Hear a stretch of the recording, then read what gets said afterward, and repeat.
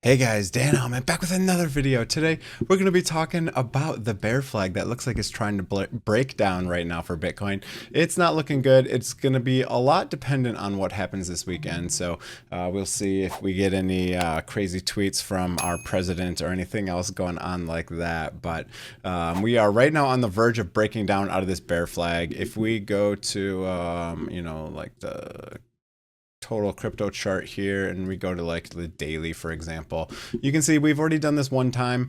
And let's see what we got going on here. So if we take a bars pattern and kind of just try to predict what could potentially happen, doesn't have to happen, but if we do something like this and we kind of match this from the high, that matches pretty well.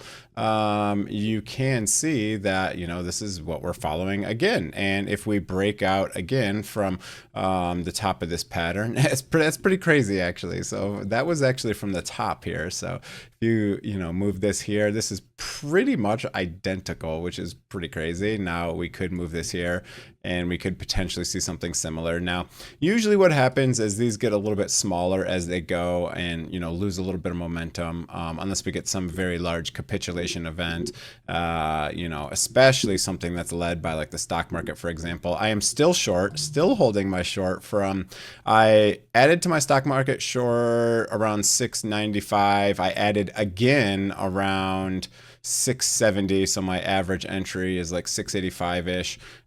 So right now we are down, or up, I should say. The market's down. I'm up on my short about 7%. We'll hold this for a while. We could see this rollover. I mean, again, this is the weekly chart. So you can see on the weekly, we have kind of this rounded effect. And now we've had a pretty large week down, right? So this one we kind of just got a steep drop off down. Let's see if we can find another one of those little rounded patterns. This one was kind of a rounded pattern and didn't show up to be that large of a drop. So this was about a 13.7%. So 13.7 would bring us down into about this area here, which would be a retest of this other top, which could totally be absolutely normal for a pullback in the stock market. As you can see, the crypto stocks are very red this week. So I am looking to accumulate a lot of these. I'm still holding some of them, but I have trimmed a lot of my positions, and I've been doing a lot of kind of just like documenting my trades and stuff in my Discord. Now I have a premium Discord, a really cheap membership down if you want to join.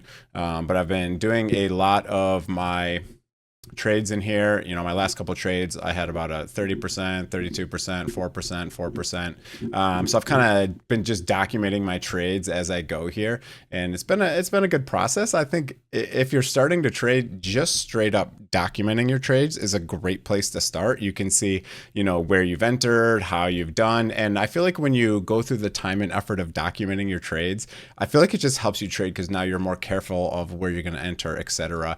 And I've also been talking about my stock positions and what I'm doing with them. So I cleaned out a bunch of them on 2 days ago. I sold a lot of them after we got a nice little pump for 20, 17, 16% gains, even some 50% gains. So it's kind of just a little preview of my premium membership. If you want to join it, no pressure. It's up to you guys. You can cancel anytime, but you can see a lot of these are going down a lot. So we have a lot. There's going to be some very good entry opportunities for a lot of these.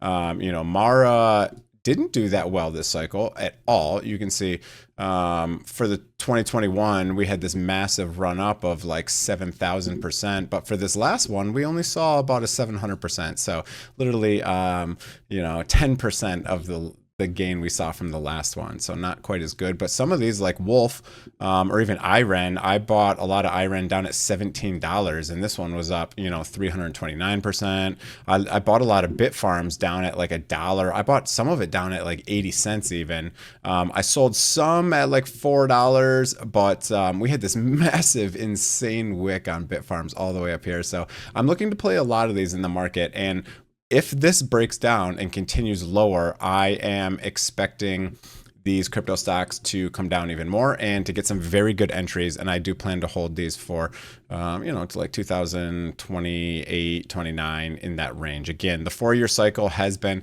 continuing for a very long time, and I don't see any reason why it's not going to continue to happen here. So if you want to look here, let's take off log real quick. You can see that we've just been continuously doing the same thing for the cycles here. I think I must have these turned off. Price, labels, price.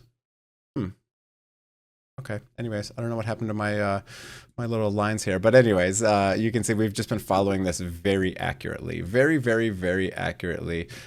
So anyways, I expect this to continue. Now, there is one interesting scenario that could potentially happen here. So if we go to like the 4-hour chart and we look right here, we have a bullish divergence here marked by this indicator. So we're at the very bottom, like basically faking a breakdown. If it fakes out, no, we could obviously break down and just go much lower from here. Like I've just showed in that fractal, that is obviously one way to do this. Now, another thing is we could be, somewhere like right here where we kind of fake a breakdown out of the channel and then we move back up to the top side. Now, another interesting thing is, let me go back to like, over to this chart. You can see if you draw a line from the top through this, there's another resistance point right here. And there's actually a lot of liquidity in this area right here at 75,000. So another potential thing that could happen, obviously, we could just break out of here and just go straight down. But another thing that it could potentially happen is we could sweep this liquidity right here at like 65,300. There's a lot of liquidity. We could come down here, fake a breakdown, close a lot of those longs out. And then we could come up back up here. This liquidity was bounced off perfectly last time. You can see I had this here a while ago and this was perfectly bounced off. We got to move back down. And then we could even come back up here. We could retest the top of this bear flag. We could retest this overhead resistance line, and we could take a lot of this liquidity at 75,000. So that is another kind of magnet area right here that we could go up to. And then we could still end up going back down to the downside. So there's a lot of, likely things that could happen here. I think those are the two likely scenarios. We either get a breakdown right here, or we come back up to the retest. Obviously, the other scenario is we could just come up, pretend like we're going to go back to the top, and then turn around at like this 0.5 level, or even this 2021 top, which we're now down below. So obviously, a lot of scenarios that can play out. But I think in the end, I think we're going lower basically no matter what. I think we will come down to at least the 54, 50,000, if not all the way down even to like the 30s. So that is, I think, where we're headed long term. Now, we have not had a very large rally at all. If we go back onto like the daily chart and we stop using that, we have not had any very big rallies. Like the biggest rally we've had since the top was 19%, and this one right here at about 25%. So we haven't had any very large rallies. Usually in bear markets, you get quite large rallies.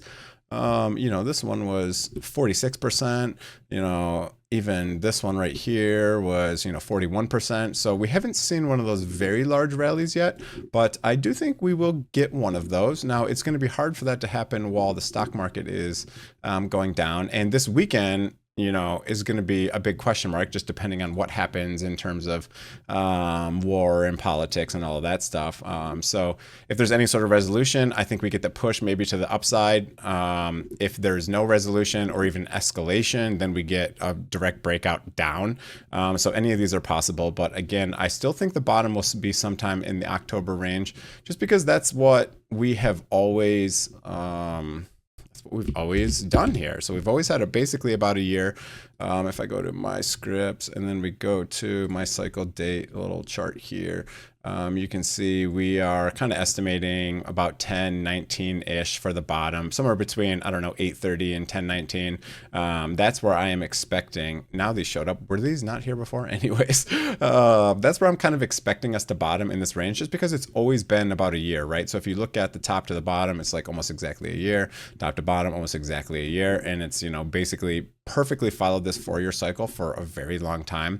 And I just expect that to continue. I just really expect that to continue. So here's kind of like, all the, oops, oh man, I messed it up.